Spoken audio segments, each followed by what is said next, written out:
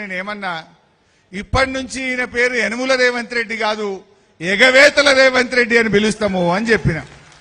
యాదుకుందా మీకు? గా మాట అన్నందుకు మానకొండూరు పోలీస్ స్టేషన్లో నా మీద కేసు పెట్టారు. ఇంకా కేసు ఉన్నది ఇప్పుడు కూడా. మొన్న మీ ఎస్ఐ నోటీస్ పంపిండి నాకు. ఎందుకు పంపినవా అంటే నువ్వు ఎగవేతల రేవంత్ రెడ్డి అంటావా అంటాడు. మరి ఎగవేటినోని ఎగవేతల రేవంత్ రెడ్డి అనపోతే ఏమనాలే? ఎగబెట్టింది బరాబరే, ఎగబెట్టినోని ఎగబెట్టిండు అన్న. దీంట్లో తప్పేముంది? నీ ఇష్టమున్న కేసు పెట్టుకో, బరాబర్ అంట అని చెప్పి నేను చెప్పవలసి వచ్చింది.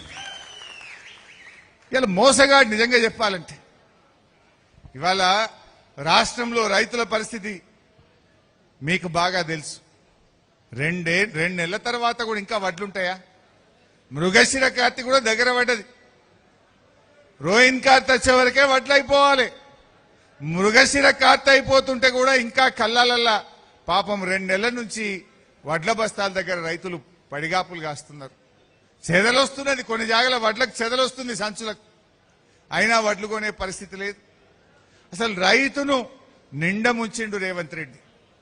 రైతు విషయంలో ఏది చూసినా మోసమే జరిగింది. రైతు బంధు ఎంత పడ్డదా ఈసారి? ఎన్ని ఎకరాలు? 2 ఎకరాలకు పడ్డది. అది జీవన్ రెడ్డి సాబ్ దగ్గరికి కేసీఆర్ గారు జగిత్యాల బయలుదేరితే 1 ఎకరం పడ్డది. అంతేనా? కేసీఆర్ దెబ్బకు ఆయనతో 1 ఎకరం పడ్డది. లేకపోతే అది కూడా పడినో పడపోవడం. ఇవాళ రైతు బంధు గురించి మీరు రైతులకు వివరించాలి కార్యకర్తలు. రేవంత్ రెడ్డి వచ్చినాక 3 రైతు బంధులు ఎగబెట్టిండు. ఒక రైతు బంధు మొత్తానికే ఎగబెట్టిండు, రూపాయి కూడా ఇయ్యలే. అంటే అది 9,000 కోట్లు. ఒక రైతు బంధు 3 ఎకరాలకు ఇచ్చిండు, మీది దిగబెట్టిండు, అది 4,000 కోట్లు. ఈ రైతు బంధు 2 ఎకరాలకు ఇచ్చిండు, 3,000 ఇచ్చిండు, 6,000 ఎగబెట్టిండు. 6 4 10, మొదటిది 9. ఎంత ఎగబెట్టిండు రైతు బంధు? 19,000 కోట్ల రైతు బంధు బాకీ పడ్డాడు. రేవంత్ రెడ్డి ఏమంటుండు? ఇప్పుడు ఇస్తా, మళ్ళా ఎలక్షన్లు అప్పుడు ఇస్తే ఎంత మర్చిపోతారు అనుకుంటుండు. మర్చిపోతారా? రేవంత్ రెడ్డి నువ్వే కదా మంతనీకి వచ్చినప్పుడు కరీంనగర్ జిల్లాలో రైతు బంధు మొత్తం ఇస్తా, 45 రోజుల్లో ఇస్తా అన్నావు యాసంగికి. ఇవాళ 75 రోజులకు వచ్చింది, ఇంతవరకు రైతు బంధు పడలే. ఇవాళ రేవంత్ రెడ్డి ఒక్కటే మనం డిమాండ్ చేయాలి. ఈ రాష్ట్రంలో రైతుల పక్షాన ఈ మానకొండూరు నుంచి మేము డిమాండ్ చేస్తా ఉన్నాం. నువ్వు రైతులకు బాకీ పడ్డా 19,000 కోట్ల రూపాయల రైతు బంధు వెంటనే విడుదల చేయాలని చెప్పి కూడా ఈరోజు డిమాండ్ చేస్తా ఉన్నాం. అంతేకాదు ఎరువులు, రైతు బంధు. ఇంకోటి గుర్తు తెచ్చుకోండి, కేసీఆర్ ఉన్నప్పుడు ఎప్పుడైనా రైతు బంధు ఆగినాదే? కరోనా వచ్చినప్పుడు ఆగిందా? పెద్ద నోట్ల రద్దు జరిగితే ఆగిందా? ఏదన్నా ఆగింది కానీ కేసీఆర్ గారు రైతు బంధు ఆపలే. ఎరువులు ఎప్పుడన్నా కేసీఆర్ ఉన్నప్పుడు ఎరువులకు ఇబ్బంది అయిందా? ఎక్కడన్నా మనం పోలీస్ స్టేషన్లో నిలబడ్డామా? లైన్లు కట్టినామా? చెప్పులు లైన్లో పెట్టినామా?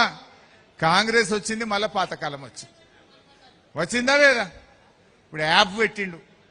ఇప్పుడు కూడా ఎక్కడ ఎరువులు దొరుకుతలేవు ఈ రాష్ట్రంలో. అంటే ఎరువులు ఇవ్వడంలో ఫెయిల్, రైతు బంధు ఇవ్వడంలో ఫెయిల్, రైతు బీమా కూడా బంద్ అయిపోయింది. మీకెవరికైనా ఐడియా ఉందో లేదో ఒకసారి చెక్ చేసుకోండి. 4 నెలలు దాటింది, రైతు బీమాకు ఎల్ఐసికి డబ్బులు కట్టలే రేవంత్ రెడ్డి. ఇప్పుడు ఈ 4-5 నెలల నుంచి చనిపోయిన రైతులకు రైతు బీమా రావడం లేదు. కేసీఆర్ గారు ఆనాడు రైతు బీమాతో రైతన్నల కుటుంబాలకు ఒక ధైర్యాన్ని ఇచ్చిండు, ఒక నమ్మకాన్ని ఇచ్చిండు. అదృష్టం బాగలేక ఏదైనా చనిపోయినా నా భార్య పిల్లలకు 5 లక్షలు వచ్చి బ్యాంకులో పట్టే అనే ఒక ధైర్యం ఉండే. కానీ ఇవాళ రేవంత్ రెడ్డి గారు ఆ పథకం కేసీఆర్ పెట్టిండని కోపమా, రైతుల మీద కోపమా నాకు తెలియదు. కానీ ఇలా రైతు బీమా పథకం ఆగిపోయి 4 నెలలు అయిపోయింది. బోనస్ బోగస్ అయిపోయింది. పోయిన యాసంగిలో 1,100 కోట్ల బోనస్ ఎగ్గొట్టిండ్రు. ఈ యాసంగిలో 1,000 కోట్ల రూపాయల బోనస్ ఎగ్గొట్టిండ్రు. బోనస్ అనే బోగస్ మాటలు చెప్పింది తప్ప అన్ని పంటలకు బోనస్ అన్నారు, వడ్లకు బోనస్ అన్నారు, సన్నాలకు అన్నారు. ఇప్పుడు ఆ సన్నాలకు కూడా ఎగ్గొట్టిండ్రు ఈ యాసంగి పంటల. ఈ రకంగా వడ్ల విషయంలో మోసం జరిగింది. మా అన్న చెప్తుండ, అన్న కరెంట్ వస్తలేదు మున్పట్ల ఎక్క అంటుండు. 24 గంటల కరెంట్ ఇప్పుడు 11 గంటలకు వచ్చింది. బాయిల కాడ 11-12 గంటలు కూడా వస్తలేదు. ట్రిప్ అవుతుంది 9 గంటలు వస్తుందని వెనకకేళ్ళు అంటున్నారు. కానీ ఇంకో ముచ్చట చెప్పాలి మీకు. ఇప్పుడు రైతు డిస్కామ్ అనే ఒక భూతం రాబోతా ఉన్నది. రేపో మాపో ఈఆర్సీ నోటిఫికేషన్ ఇస్తుంది. ఈ రైతు డిస్కామ్ వచ్చిందనుకో ఇక 6-7 గంటల కరెంటే వస్తుంది. వెనకట రేవంత్ రెడ్డి అన్నాడు, ఏ రైతుకు 24 గంటలు ఎందుకు 3 గంటల కరెంటే చాలు అన్నాడు. యాదుకుందా మీకు? మొన్నగా ఆయన కోదన్ రెడ్డి గారు అని రైతు కమిషన్ చైర్మన్ ఈఆర్సీ ముందు పోయి రైతు డిస్కామ్ పెట్టే దగ్గర పోయి 3 గంటల కరెంటు మస్తు అవుతుంది రైతులకు అన్నాడు. అంటే ఇప్పుడు ఏం జరగబోతుంది? ఈ రైతు డిస్కామ్ కు రిన్యూవబుల్ ఎనర్జీ ఇస్తామని ప్రభుత్వం జీవో ఇచ్చింది. రిన్యూవబుల్ ఎనర్జీ అంటే solar power, wind power. Wind అయితే మన రాష్ట్రంలో లేదు, ఉన్నది సోలార్ పవర్. అంటే ఈ సోలార్ పవర్ ఎప్పుడు వస్తుంది? పొద్దుగాల ఎండగొట్టినాక 8-9 గంటలకు వస్తుంది, సాయంత్రం 4-5 గంటలకు బంద్ అవుతుంది.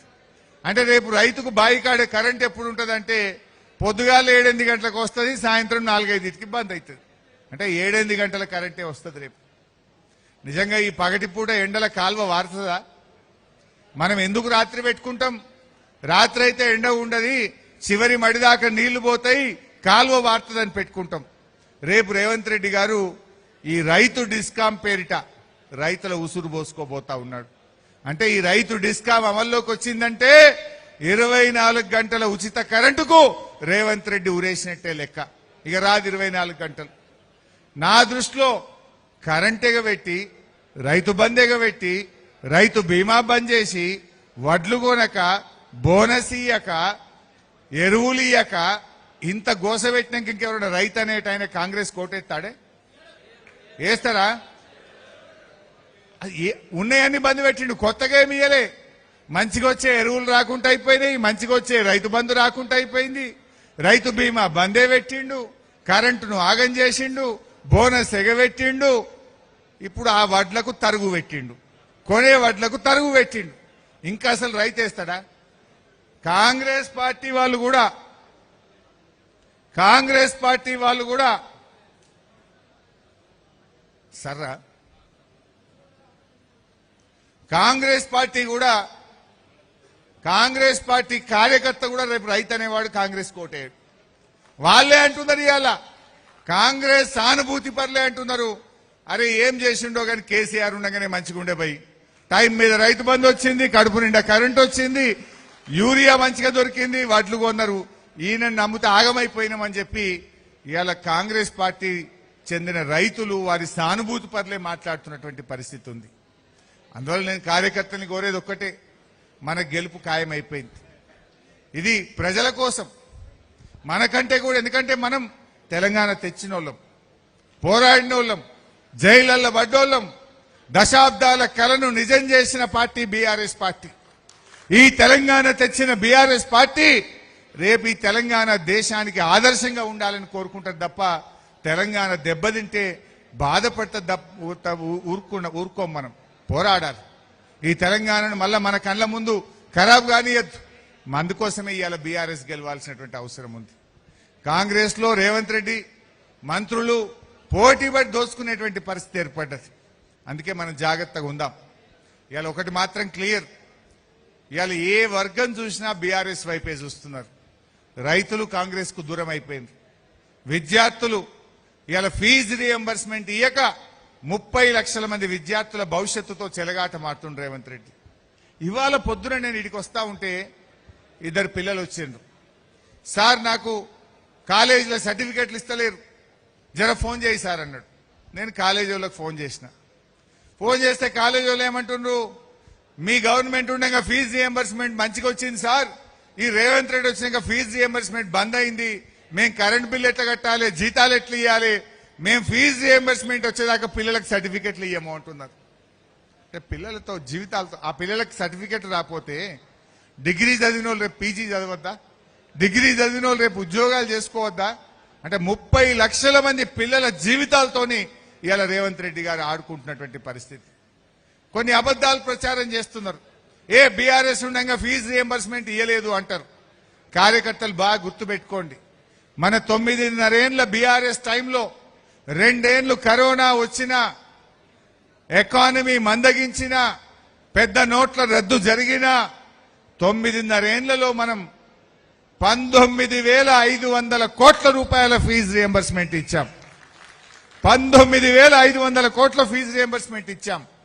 రేవంత్ రెడ్డి వచ్చి 2.5 ఏళ్లై 3 ఏళ్లు దగ్గర పడ్డది.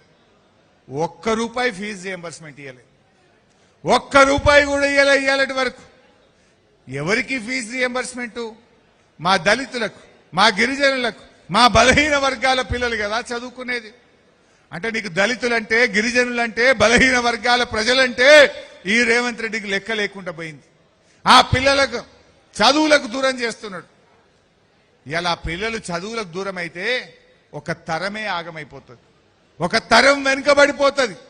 ఒక తరం వెనుకబడిపోతే మళ్ళా తెలంగాణ కోలుకోవాలంటే ఎంత కష్టమవుతుందో, ఎంత నష్టపోతుందో